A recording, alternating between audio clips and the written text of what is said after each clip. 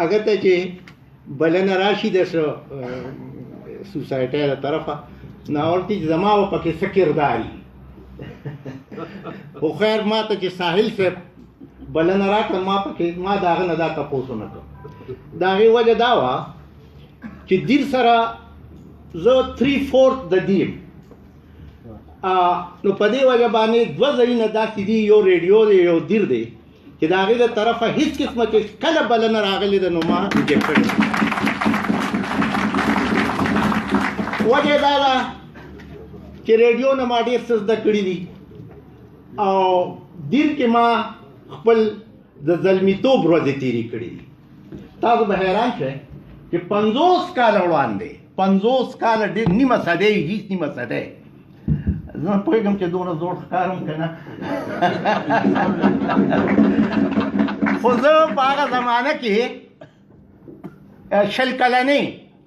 کلنې زلمی وم نو د دیر د ادبي ټولنه 20 کلنې د زلمیتوب د هغې سره زه یو مناسبت ولا ورکوم نو دیر کې دلته یو انټرمیډیټ کالج کولو شو او زه پکې لیکچرر شوم نو تاسو خبره د 20 کالو نه شروع کوئ زمونږ سالار صاحب ما د اقبال حسین سالار نوم صرف دلته اورېدلی و او وایي که نه چې میں اکیلے ہی چلا تھا جانب منزل مگر لوگ سب آتے گئے اور کارواں بنتا گیا نو سالار صاحب روان شو دا نور ټول ملګري ورسره شامل شو خو پکې دا ده چې دې نه لږ وړاندې لاړ شي وړاندې زه دا وایم چې زمونږ دا نوی نسل چې دی یاره دا ډېر قابل خلک دي او د انټرنیټ او په دې څیزونو باندې ډېر پوهېږي او موږ پرې نه پوهېږو ما سره اوس هم د بټن هغه دغه دی ما ته بچي وایي چې دا ته هغه موبایل بل والا زه د ګسو هغه موبایل باندې نه پوهېږم نو د هغې نه که تاسو اوس راته زما خبره کوله نو د دې ماماو رحیم شاه صاحب هراج صاحب تقویم صاحب زمونږ پرنسپل و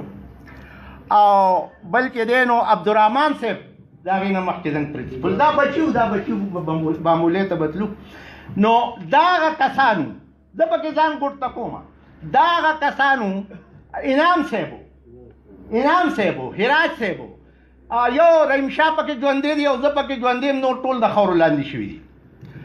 دي دی چې دی په کال 1901 کې دلته مونږه چې دی نو سټوډنټس یونین جوړ کړ زه د هغې ډایرکټر وم یو هلک و د ملکن عطاالله نوم یې و هغه هم اوس زما خیال دی د 70 کال وي ځکه چې زه نوکرېدم د 20 کالو مونږ په کلو کې ګرځېدو په زور به مو هلکان را پیدا کړل نو هغه زمونږ 4-5 کاله به کشرانو مو 15 هلکان را پیدا کړه او په زور مو داخل کړه هغې ته چې دی نو جانزیب خان دلته پرنسپل دغه و ډي سي و هغه والا د سکالرشپس او چې دی نو کوټ او پتلون د کوټ او پتلون مونږ چې دی درځیان راوسته په دې کالج کې هغې دپاره هم کوټ او پتلونه جوړ کړه هغې غریبانان به د باجوړ نه او د میدان نه به راتله په دې یخ بسونو کې د جامو د پاسه به چې دی نو هغه دغه واچوله پرتوک به چې دی نو پتلون نه ښکارېده بهرحال دا هغه ړومبۍ ورځې وې دا ړومبۍ ورځې وې نو د دې نه ابتدا وشوه جي دا ادب بنیاد د ګورنمنټ انټرمیډیټ کالج نه ایښودی شوی دی نو دا نوی نسل چې دی که نه د دې یاداشت د هغې ځای نه شروع کېږي کله ده چې دی څه ووایم کله چې دی په هوش و حواس کې راشي د هغې نه مخکې دی ته څه یاد نه زه ریډیو کې ګرځېدم هلته په بورډ باندې نومونه لیکلي د دې زړو دغه ډایرکټرانو ما سره یو پروډیوسر ولاړ و ما د هغه نه تپوس وکړه هلکه مې چې دی دا نون میم راشد پېژنې هغه یې زه خو یې نه پېژنم نون میم راشد په 47 کې د ریډیو ډایرکټر پاتې شو د ریډیو پروډیوسر د ریډیو ډایرکټر نه پېژنده نو زه د نوي نسل ته لږ دا سوچ کوم چې تاسو تحقیق او ادب هر څه چې کوئ خو لږ شاته هم ګورئ چې تاریخ څه شی دی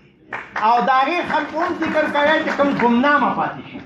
د هغې ګمنامو خلکو هم لږ رحیم شاه صاحب هراج صاحب عبدالرحمن صاحب تقویم صاحب انعام صاحب دې خلکو دلته د ادب د ګل د سپړدو دپاره او د کرلو دپاره کوشش کړی دی او بې ول ورکړي دي ښه دي د رسالو په هکله به زه دا خبره وکړم د زرپاش د ماته وي چې لیکلي مونږ له راکړه نو یاره لیکل میکل راته ګران و زه نه پوهېږم چې دا کتابي سلسلې هم ډېر چې دی د پښتو ادب دپاره ډېر کار کوي خو زه دې ته به یو مشوره ورکړم چې دا زرپاش د کتابي سلسلې نه تاسو باقاعده رساله کوئ د هغې دپاره ډکلیریشن واخلئ ډکلیریشن چې واخلئ دا به د سرکار په ریکارډ باندې هم راشي او تاسو ته به چې دی نو د دې اشتهارات هم د ګورنمنټ د طرف نه ملاوي نو دا زمونږ رسالې چې دي که نه لکه لیکوال باقاعده رساله ده پاسون ډېر ښه کار کوي لیکنې دا ټولې دا کتابي سلسلې دي او د کتابي سلسله کتاب وي رساله دي نو رسالې دپاره ډکلیریشن پکار دی نو زه هم چې دې د ډکلیریشن دپاره تاسو کوشش وکړئ دا به ډېر ښي باقي پاتې شو چې رسالې چې دي که نه زه خاص طور سره د میګزین چې دی طالب علم او زما د پی ډي مقالم چې دی په قنوانو په هغې حواله باندې دا جهانزیب خان تکلیف کړی دی زما په هغې هنداره باندې مضمون لیکلی دا د وخت سره په پښتو کې د رسالو پاس چې دی ماضي ډېر چې دی کار هغې کړی دی خو هغې ژوندی د مالي تنګسیا په وجه نه دي پاتې شوي سرحد په 1922 کې الله بخش یوسفي د اردو او د پښتو یو رساله جاری کړه هغه د اردو هغه په خپله ایډیټر او د پښتو مولانا عبدالقادر هغه سرحد چې دی نو بس دغه 15-20 کاله وچلېده کله به بندېده کله به ازادېده ځکه د تنګسیا او مالي او بل چې دی نو دې رسالو د پښتنو د ذهني بیدارۍ لپاره ډېر کار کړی دی هغه وخت کې د عیسائی مشنریز خلاف او د انګریز استعمار خلاف دې چې کوم د ذهني بیدارۍ کار کړی دی هغه د تاریخ یو زرینه پاڼه ده او په دې وجه به هغوی د رسالو ته ډېر په بد نظر د هغې وخت پیرنګیانو کتل او هغه به کوشش به کو چې دا بند شي نو دغه شان بیا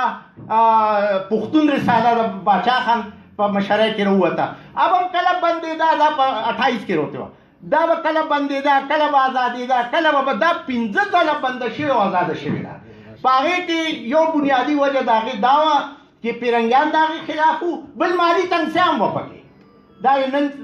بیا چې دی نو روانه ده او ډېره ښه روانه ده دغه شان افغان رساله وه یو 8 کاله چلېدلې وه رهبر وه د صادق صاحب زموږ د مردان هغه غریب چې دی په آخري کې دی پیرنګیانو او د هغې د دونه تنګ جاسوسانو د هغې ایجنټانو د هغې ایجنسو چې هغه ټولې رسالې چې دی نو په کور کې ډب ډېرې کړه او اور یې ورته ورکړه چې یار زه پکې نور لیمه نو دا پاس چې دی زموږ د رسالو څه ډېر شاینینګ نه دی د هغې وجه دا ده چې پښتو د دربار کې بره ګرځي او اوس نن سبا په دور کې د لیکوالو په ډله کې ګرځي راګرځي دا موږ لیکوال یو چې موږ دا پښتو ژوندی ساتلې ده که دا د بل چا په وس وي دا پخوا ختمه شوې وه نو څه مونږ د پښتو په مینه چې دی کتاب ولیکو د پښتو په مینه یې ډالۍ کړو خلکو ته تاسو یقین وساتئ چې 19 کتابه ما چاپ کړي دي او زما په کور کې اوس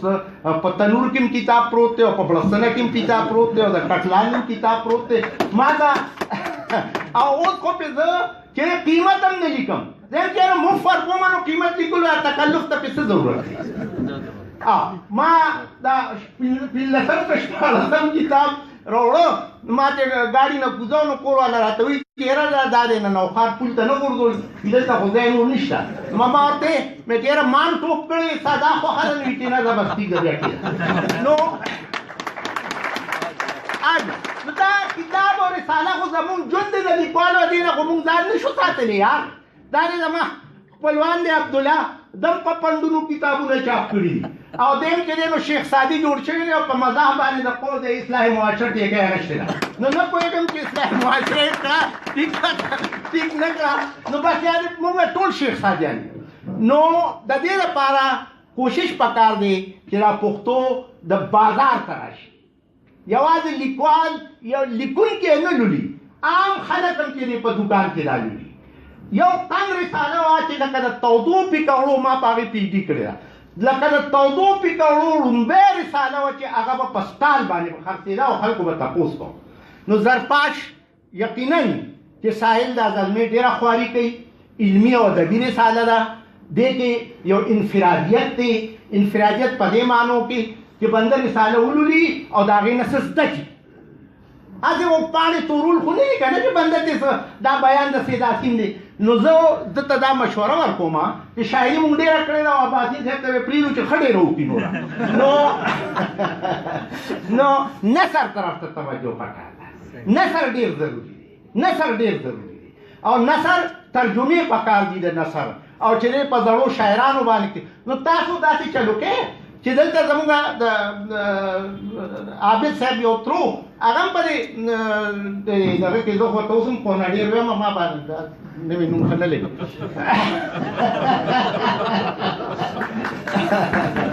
یا زه لالپور ته فیصل آباد ولې ووایم هغه غریب خواري کړی وه لالپور یې جوړ کړو نو دغه شان دا کوناډیر د زړه ډېری چې راکړه نو په دې کې ډېر زیات کې دی نو خزانې پرتې دي نو دې یو ترو ما د نن نه 20 کاله مخکې ما له هغې چې خپلوانو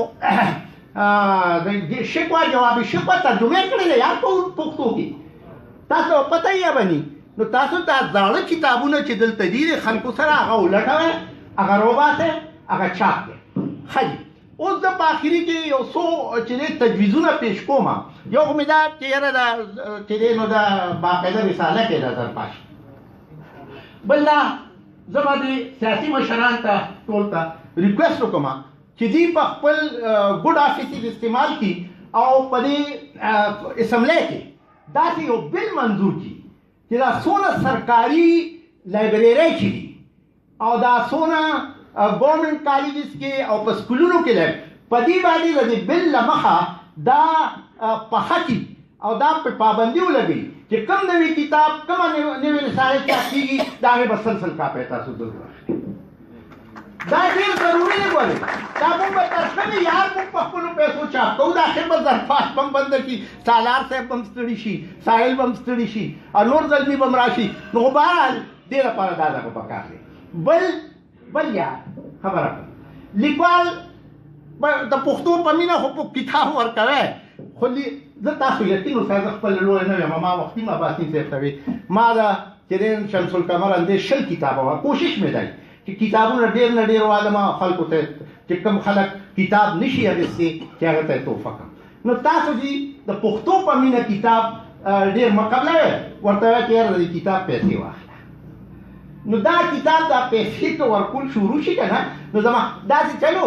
چې دا پروفیشنل خلک وولی شي او لیکوال کې تر څو پروفیشنشپ پروفیشنل شوي دي که نه ډېره ګرانه ده زه دا یو دوه پروفیشنل دریو لیکوالو ذکر به کوم یا زنګ یو عبدالرضا صاحب و الله دې وبخي ډېر لوی لیکوالو ما پرې دا ډرامه کتاب دې ما ته لږ دغه کړه نو موږ په کیسهخانه کې روان وو راځه یونیورسټي بک ایجنسي ته ننوتو کتاب یې راواخېست او د جیب نه پیسې هغه له ورکړې بیا دا جدا خبره چې 500 مایان یې رانه په دغه کې وخوړ نو